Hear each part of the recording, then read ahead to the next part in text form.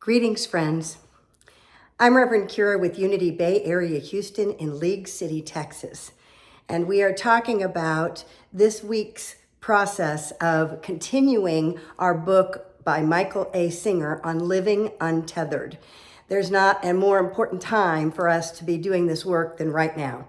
How do we live according to a higher calling and to a higher consciousness, to become a witness to the outer world and live with the power of our inner awareness of who we truly are? This week, we are moving from where we've begun with the conscious awareness that we are an awareness that is beyond all of the experiences that we have, and that we can recognize this awareness as what's watching and looking and noticing throughout our life and throughout our experiences. And then we moved into recognizing that the outer world, we're all made of energy, we're all made of atoms and molecules and quarks and all of those other things. And when we begin to understand, there's more space than there is substance.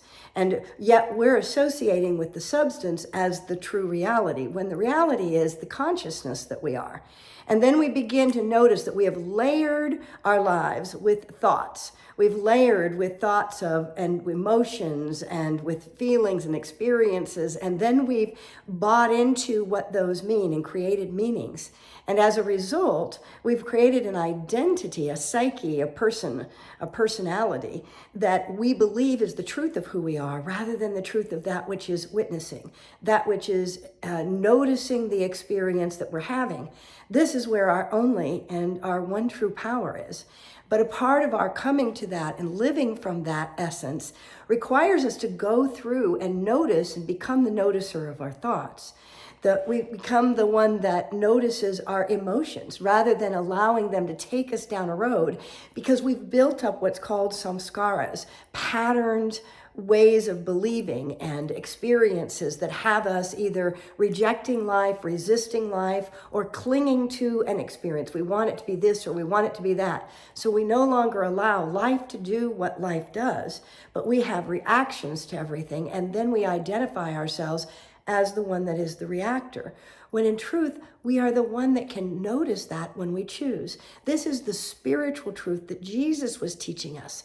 This is where he was going to the Father and I are one, the divine and I are one. We are one with spirit. And at our spiritual essence, we are whole and we are complete and we are healthy and we are prosperous and we are alive in this moment, fully attuned to something greater. And the experiences can come through us, the feelings can come through us, but don't have to stay and mean something and become that which blocks us from moving into a higher awareness, a higher expression. This week we are talking about the heart. See, the heart is a very key piece, because at the level of our heart, whether we call it the heart chakra from the Eastern tradition, this is one of the places where we create more samskaras, more beliefs, more stuck energy, or we allow it to flow through.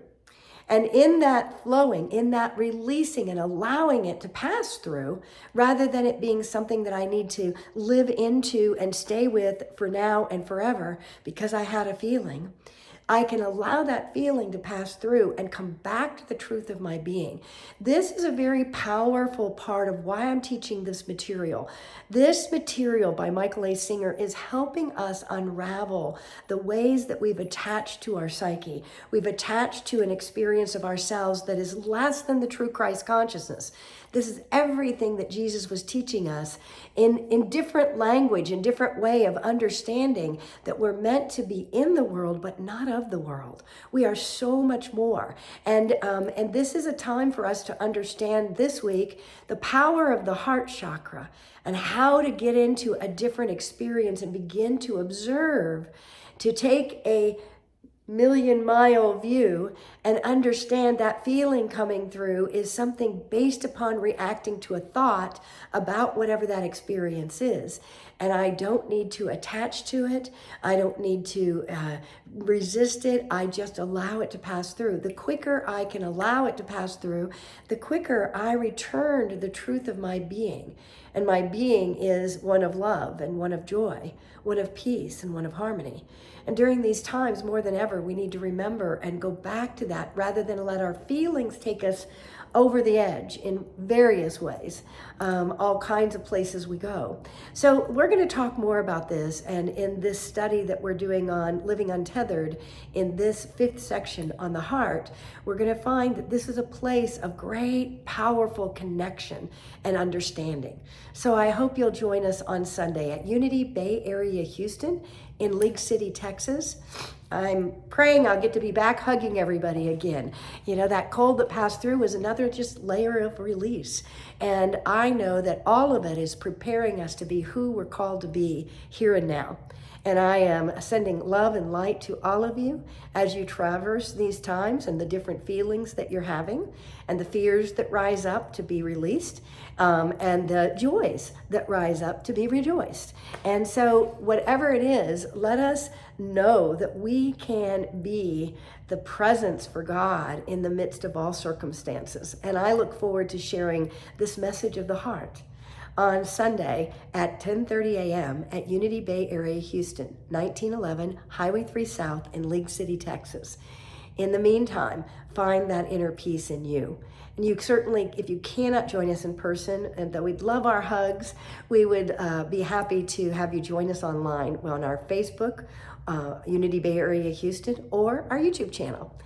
Whatever you're doing, let's take a moment, touch into your own sacred heart, and know that in the heart of all hearts, you are a divine expression, and all is well right here, right now.